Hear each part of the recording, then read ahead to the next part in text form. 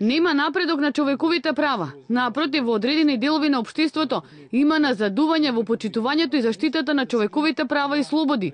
Ова е генералната оценка во извештајот на Народниот правобранител за човековите права во земјава за минатата година.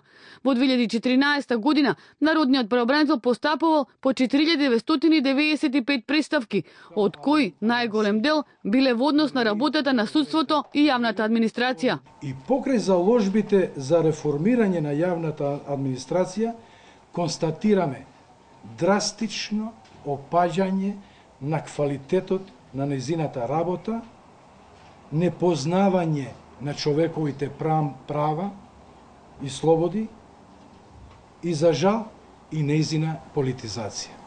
И понатаму правосудството, наместо да е столб за најголема верба на граѓаните, е област во која граѓаните најповеќе се жалаат.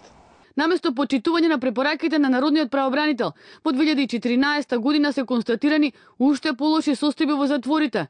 Особено алармантна состојбата во воспитно-поправниот дом Тетово, каде минатата година имаше случаи на силување на штетеници.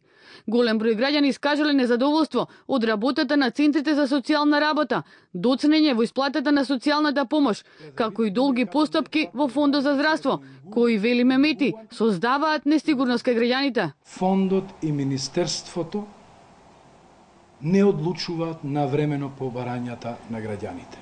Имавме случај од ваков начин на работа да почине дете, а по тоа да добие акт за лечење.